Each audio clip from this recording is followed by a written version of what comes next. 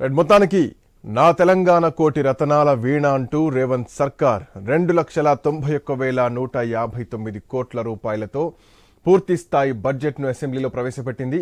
ఆర్థిక శాఖ మంత్రిగా ఉన్న డిప్యూటీ సీఎం మల్లు భట్టి విక్రమార్క ఈ బడ్జెట్ను ప్రవేశపెట్టారు. 10 ఏళ్ల బీఆర్ఎస్ పాలనపై మాటలతో దాడి చేశారు భట్టి. తనదైన శైలిలో పురాణ గాథల్ని, సామెతల్ని, చలోక్తుల్ని, వ్యంగ్యాస్త్రాలను సంధిస్తూ భట్టి బడ్జెట్ ప్రసంగం కొనసాగింది. ఇక భట్టి విక్రమార్కకు ఇది తొలి బడ్జెట్. తెలంగాణ రాష్ట్రం ఏర్పడ్డ తర్వాత 10 ఏళ్లలో ఎలాంటి అభివృద్ధి జరగలేదని, బంగారు తెలంగాణగా రాష్ట్రాన్ని మారుస్తామన్న వారు ఒట్టి ఉత్తర కుమార ప్రగల్భాలు మాత్రమే పలికారంటూ బీఆర్ఎస్ను కార్నర్ చేశారు భట్టి విక్రమార్క. పురోభివృద్ధి మాట ఎలా ఉన్నా గానీ సంక్షేమం సన్నగిల్లి తెలంగాణ మొత్తం అప్పుల పాలైంది అంటున్నారు భట్టి విక్రమార్క. రాష్ట్ర ఆవిర్భావ సమయంలో 75,577 కోట్ల రూపాయలుగా ఉన్నటువంటి తెలంగాణ రాష్ట్ర అప్పులు గతేడాది డిసెంబర్ నాటికి 6,71,757 కోట్లకు చేరిందంటూ కూడా భట్టి విక్రమార్క చెప్పారు. 10 ఏళ్ల కాలంలో గత పాలకులు తప్పుడు నిర్ణయాలు తీసుకున్నారని, ఫలితంగా నాణ్యత లేని పనుల వల్ల సాగునీటి ప్రాజెక్టులు ఆశించిన స్థాయిలో ఫలితాలను ఇవ్వలేదు అన్నారు భట్టి విక్రమార్క. నీళ్లను ఏ కాలువల ద్వారా పారించాలన్నటువంటి ధ్యేయంతో కాకుండా, నీళ్ల మీద కాన్సన్ట్రేట్ చేయకుండా అవినీతి మీద కాన్సన్ట్రేట్ చేసి ఆ సొమ్మును కాలువల ద్వారా ప్రవహింపచేయాలన్నటువంటి లక్ష్యంతోనే పనిచేసింది బీఆర్ఎస్ ప్రభుత్వం అంటూ కూడా విమర్శించారు. ఇక మరొక వైపు అటు ఆర్థిక పరిస్థితి రాష్ట్రంలో ప్రమాదకరమైనటువంటి స్థాయికి చేరింది అంటున్నారు. ఇది బీఆర్ఎస్ పాలనలో ఆర్థిక క్రమశిక్షణ రాహిత్యానికి నిదర్శనం అంటూ కూడా మండిపడ్డారు భట్టి విక్రమార్క. అందుకే కాంగ్రెస్ సర్కార్ అధికారంలోకి రాగానే ఆర్థిక క్రమశిక్షణ పాటించి దుబారా ఖర్చులు కట్టడి చేసి ఉద్యోగులకు, పెన్షనర్లకు 1వ తేదీనే జీతాలు చెల్లిస్తున్నట్టు భట్టి విక్రమార్క తన మాటల్లో చెప్పుకొచ్చారు. విషయానికి వస్తే గత ప్రభుత్వ కాలంలో ఆదాయం ద్వారా కానీ, అప్పుల ద్వారా కానీ, తదితర మార్గాల ద్వారా కానీ సమకూరిన నిధుల వ్యయానికి రాష్ట్ర పురోగతికి ఏమాత్రం పొంతలు లేని పరిస్థితి నెలకొంది. ఓ పక్క అప్పులు పెరగడంతో పాటు వేరొక పక్క బిల్లుల బకాయిలు భారీగా పెరిగిపోవటం వల్ల రాష్ట్ర ఆర్థిక పరిస్థితి ప్రమాద స్థాయికి చేరుకుంది. ఇక నిధుల విషయం, గత ప్రభుత్వం కాళేశ్వరం ప్రాజెక్టు నిర్మాణంలో తీసుకున్న తొందరపాటు నిర్ణయాలు, డిజైన్లో లోపాలు, నాణ్యతారహితంగా చేసిన నిర్మాణాలు ఆ ప్రాజెక్టు భవిష్యత్తుని ప్రశ్నార్థకం చేశాయి. ఈ ప్రాజెక్టు గురించి చేసిన ఆర్భాట ప్రచారంతో రైతులు దీనిపై ఎన్నో ఆశలు పెట్టుకున్నారు. కానీ కొద్ది కాలంలోనే ఈ ప్రాజెక్టు యొక్క డొల్లతనం బయటపడి రాష్ట్రం అంతా దిగ్భ్రాంతికి గురైంది.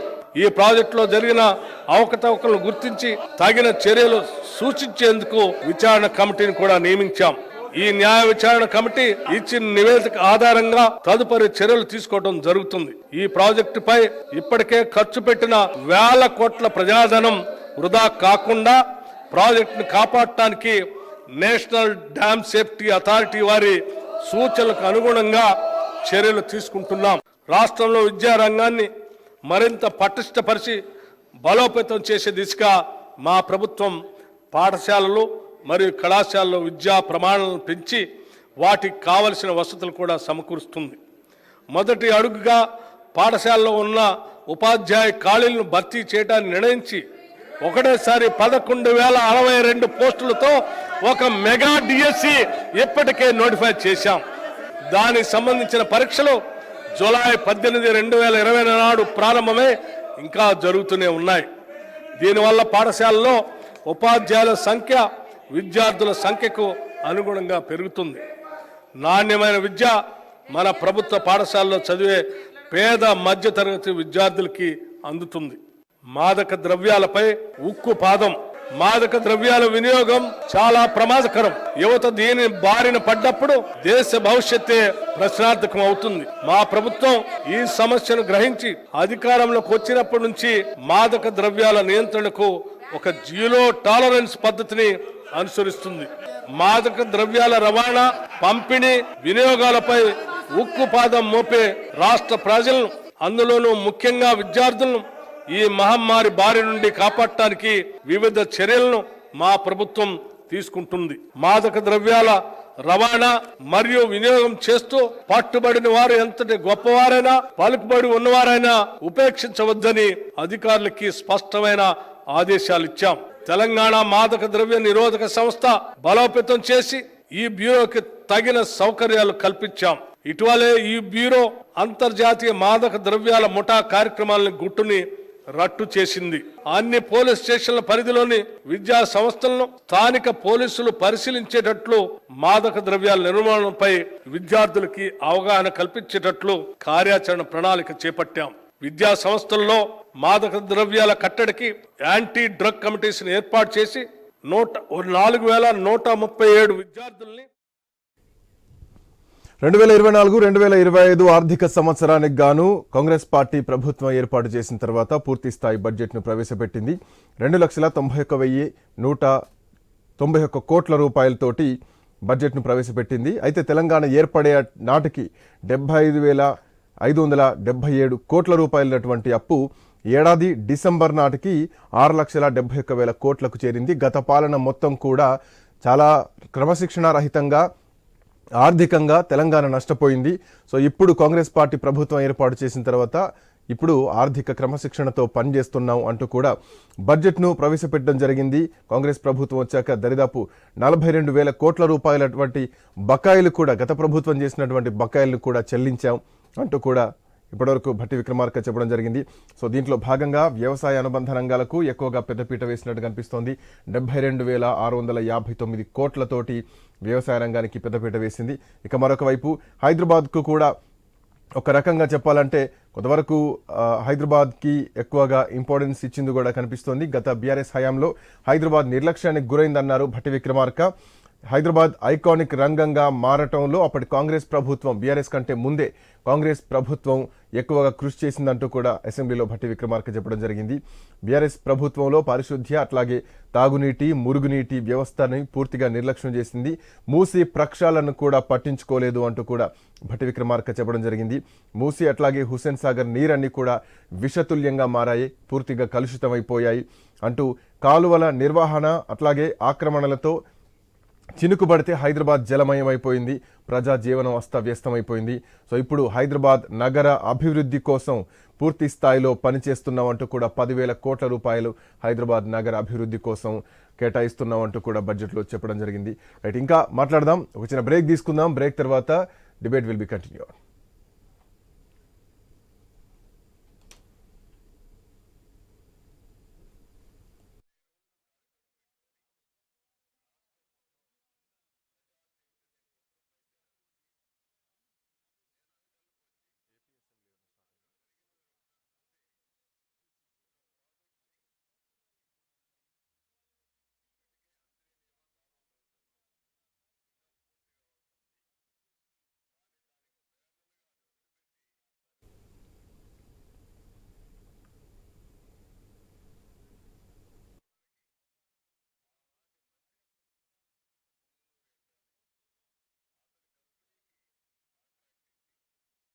ప్రభుత్వం చివరి దశ నిర్మాణాల్లో ఉన్నటువంటి వాటిని కంటిన్యూ చేస్తాం.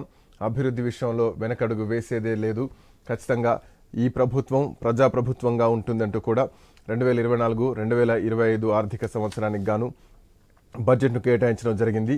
తెలంగాణ ఏర్పాటు నాటికి ఉన్నటువంటి అప్పులు తెలంగాణ ఈ ఏడాది చివరి వరకు అంటే ఆర్థిక సంవత్సరం ఏడాది చివరి వరకు ఎంతవరకు తెలంగాణ అప్పుల్లోకి వెళ్ళింది? దరిదాపు 6,71,000 కోట్లు అంటే ఇంచుమించు 7 లక్షల కోట్ల రూపాయల అప్పుల్లో తెలంగాణ వెళ్ళిపోవడం జరిగిందంటూ కూడా భట్టి విక్రమార్క చెప్పడం జరిగింది. దీంట్లో మరి ముఖ్యంగా కొన్ని కీలకమైనటువంటి హైదరాబాద్లో ఐటీ రంగం అయితేనేమి, వ్యవసాయ రంగం అయితేనేమి, 6 గ్యారెంటీల్లో ఉన్నటువంటి సంక్షేమ పథకాలు అయితేనేమి కొంత పెద్దపీట వేసినట్టు కనిపించినా కానీ వ్యవసాయ రంగం విషయంలో మాత్రం 72,000 కోట్ల రూపాయల బడ్జెట్ను కేటాయించడం జరిగింది. 72,659 పూర్తిగా వ్యవసాయ రంగానికి. సో దీంట్లో రుణమాఫీ కానీ, రైతు భరోసా కానీ, అట్లాగే రైతు బీమా కానీ ఇవన్నీ కూడా దీంట్లోకే వస్తాయా ఏంటి అన్నది కూడా కొంత చర్చ జరగాల్సినటువంటి అవసరం మాత్రం ఉంది. రైట్ డిస్కస్ చేద్దాం. మనతో పాటు కాంగ్రెస్ పార్టీ నాయకులు మిట్ట నర్సయ్య గౌడ్ గారు జాయిన్ అయ్యారు. నర్సయ్య గౌడ్ గారు నమస్తే. నమస్తే నర్సయ్య గౌడ్ గారు, గత బడ్జెట్కు ఇక అంటే గత బడ్జెట్ కంటిన్యూయేషన్ గానే ఈ బడ్జెట్ ను చూస్తున్నారా? పెద్దగా ఏమీ లేదు, దీనిలో చెప్పుకోదగ్గది ఏమీ లేదు, అదే స్కీమ్లను కంటిన్యూ చేస్తున్నారు. గత ప్రభుత్వం మీద నిందలు వేస్తూ ఈసారి బడ్జెట్ ను కేటాయించారు. ఒక రాజకీయ ప్రసంగంలా ఉంది తప్ప బడ్జెట్ ప్రసంగం లేదు అంటూ మాజీ ముఖ్యమంత్రి కేసీఆర్ మాట్లాడిన మాటలకు సమాధానం ఏం చెప్తారు? ముందుగా మీకు ప్యానెల్లో ఉన్న పెద్దలకు నమస్కారం. ఇప్పుడు ఎట్టకేళ్లకు ఫామ్ హౌస్ వదిలి కేసీఆర్ రావడం అయితే సంతోషకరం. ఎందుకంటే కనీసం ఈ రోజైనా కనిపించింది. అంటే నేను ఎల్ఓపిలో ఉన్నా అని చెప్పుకోవడానికైనా వచ్చినట్టుగా కనిపించింది.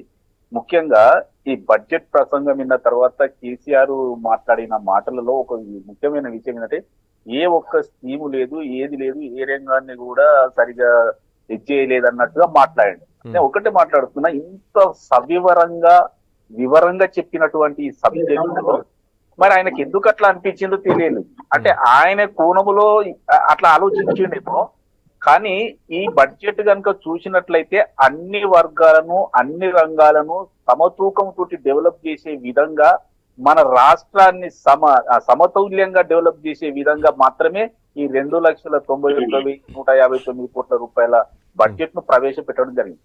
సవివరంగా మళ్ళీ క్వశ్చన్ వేసి ఆన్సర్ రాబట్టే అవసరం లేకుండా సవివరంగా చెప్తూ బడ్జెట్ ప్రవేశపెట్టినందుకు బట్టి విక్రమార్క గారికి నరసయ్య గౌడ్ గారు, దీంట్లో పెద్ద కొత్త స్కీమ్లు లేవు. గత ప్రభుత్వం ఇచ్చినటువంటి స్కీములను మీరు కంటిన్యూ చేస్తున్నారు. ఒకటి, వ్యవసాయానికి 2 పంటలకు రైతు భరోసా రావాలి. 2 పంటలకు గతంలో రైతు బంధు ఇచ్చినాం, కానీ ఈసారి రైతు భరోసా ఇవ్వలేకపోతున్నారు. ఇది రైతు భరోసా రాజ్యం కాదు, రైతు శత్రు రాజ్యం అంటూ కూడా కాంగ్రెస్ పార్టీ ప్రభుత్వాన్ని చాలా తీవ్రంగా విమర్శించారు కేసీఆర్. సార్, మేము ఈ 6 గ్యారెంటీల స్కీమును ఒక రోజు అటు ఇటుగానైనా మేము కంప్లీట్ చేస్తామని మేము మొదలే చెప్పినాం. రైతులకు కూడా చెప్పినాం. 2 లక్షల రుణమాఫీ కూడా ఆల్రెడీ స్టార్ట్ చేయడం జరిగింది. ఆ మిగతాది ఆగస్టు 15 నెల లోపల క్లియర్ చేయడం జరుగుతుంది. ఇప్పుడు ప్రతిపక్షం ఉన్నది ఏదో ఒక రంధ్రాన్వేషణ చేసి విమర్శలు చేయాలి. ఇప్పుడు ఆయన ఏం మాట్లాడుతున్నాడు కేసీఆర్ గారు అంటే, గొర్రెల స్కీమ్ లేదు, బర్రెల స్కీమ్. నేనేమంటున్నా, మీ ప్రభుత్వ హయాంలో మీరు కొన్ని స్కీములు పెట్టుకున్నారు, మేమేం కాదంటలేము.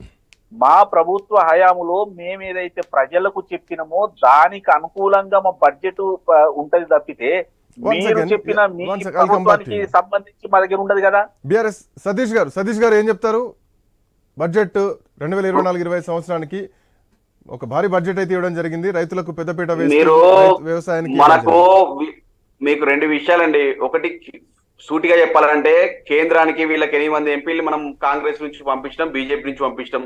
వాళ్ళు తెలంగాణ రాష్ట్రానికి ఏం తీసుకొచ్చారంటే గుండు సున్నా పట్టుకొచ్చారు. వాళ్ళు పదవులు తెచ్చుకున్నారు, రాజకీయ పదవులు తెచ్చుకున్నారు, కానీ తెలంగాణ రాష్ట్ర అభివృద్ధి కోసం వాళ్ళు నిధులేం తీసుకురాలేదు.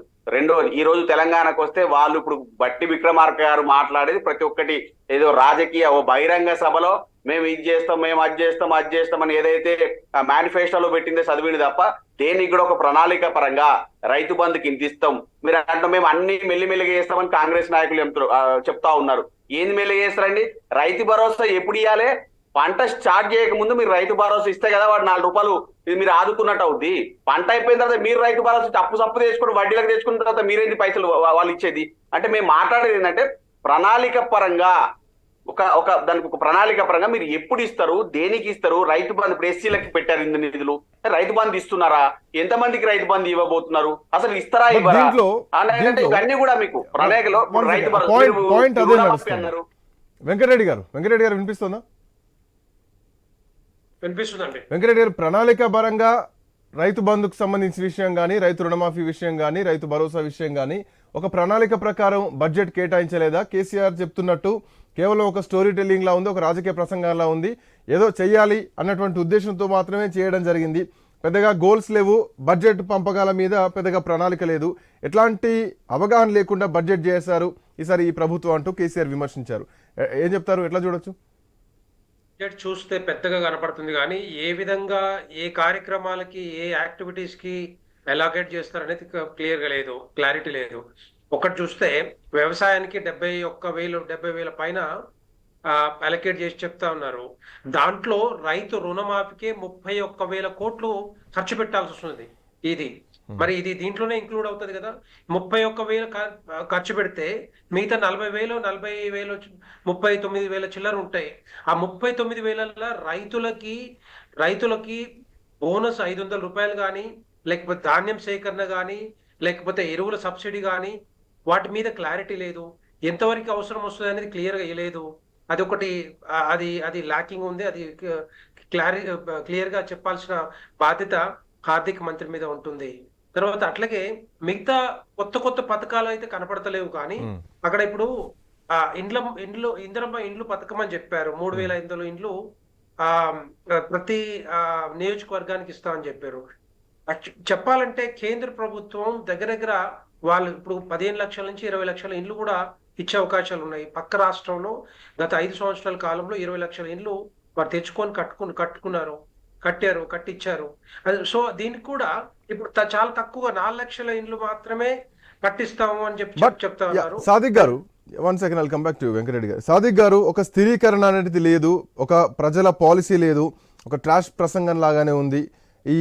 ఇవన్నీ ఏంటి అర్థం కానటువంటి పరిస్థితిని కొన్ని కనిపిస్తున్నటువంటి పరిస్థితుల్లో ఈ బడ్జెట్ పద్దు ఏదైతే ఉందో, ఈ బడ్జెట్ పద్దు సరైనటువంటి పద్ధతిలో లేదు. ఖచ్చితంగా ఈ బడ్జెట్ పై చీల్చెండాడతాం అంటూ మాట్లాడుతున్న క్రమంలో ఇప్పుడు వెంకటరెడ్డి గారు ఒక పాయింట్ అన్నారు. ఇప్పటికే 31,000 కోట్ల రూపాయలు రైతు రుణమాఫీ కోసం కేటాయించింది మనకు తెలిసిన విషయమే. అది ఆల్రెడీ పబ్లిసిటీ చేసుకుంటున్నారు. 70,000 కోట్ల రూపాయల్లో సగం రుణమాఫీ పోతే ఇంకా రైతులకు ఏ రకంగా ఇది భారీ బడ్జెట్ అనుకోవాలి? భారతదేశ చరిత్రలో ఇదొక రైతు బంధు బడ్జెట్ అనుకోవాలా? ఇక్కడ చాలా ముఖ్యంగా ఈ బడ్జెట్ ని మనము చాలా కోణాల నుంచి చూడాల్సి ఉంటుందండి. అయితే ఇంతకుముందు 72,000 కోట్ల 659 కోట్లు వ్యవసాయ రంగానికి కేటాయించారు. 72,659. ఈ 72,000 కోట్లలో ఇంతకుముందు రుణమాఫీ గురించి మాట్లాడుకున్నప్పుడు మనం 34,000 కోట్లు పోయిన తర్వాత ఇంకా 34,000 రూపాయలు ఉంటాయి. వాటిని ఏ విధంగా ఇస్తారనేది మనకు సవివరంగా మళ్ళీ రాబోతుంది. అయితే ఇక్కడ చాలా ముఖ్యమైన విషయం ఏంటంటే 42,892 కోట్ల రూపాయలు వడ్డీ చెల్లించారండి అప్పుల మీద. 42,892 కోట్ల రూపాయలు అప్పు చెల్లించారు. ఇక్కడ ఉన్న రాజకీయ పార్టీలను ఒకసారి ఆలోచన చేయాలి. ఇవ్వండి ఇవ్వండి ఇవ్వండి ఇవ్వండి ఇవ్వండి, ఇంకా ఇవ్వలేదు, ఇంకా ఇవ్వలేదు, ఇంకా ఇవ్వండి, ఇంకా ఇవ్వండి, ఏ పాలన మీదనైనా ఉంటది. ఒకసారి రాజకీయ పార్టీలు ఆలోచన చేయాల్సిన అవసరం ఏంటంటే ఈ వడ్డీ ఎందుకు కడుతున్నాము, ఈ వడ్డీ ఎవరు కడుతున్నారు? ఈ 42,892 రూపాయలు ఎవరు కడుతున్నారు? మనం కడుతున్నాం. మనం ఇంత వడ్డీని కడుతున్నామంటే వ్యవసాయ రంగంలోని 72,000 కోట్లు ఉంటాయి వ్యవసాయ రంగానికి. 42 కోట్లు అంటే 1/3 వరకు మనము దానికి కేటాయించిన దాంట్లో వడ్డీ కడుతున్నాం. ఇది ఎంతవరకు ఎందుకు వడ్డీ కట్టాల్సి వస్తుంది? ఎందుకు అప్పులు ఇంతగానం తీసుకురావాల్సిన అవసరం వచ్చింది? మరి ఈ అప్పులన్నీ కూడా ఎక్కడెక్కడ పెట్టాము?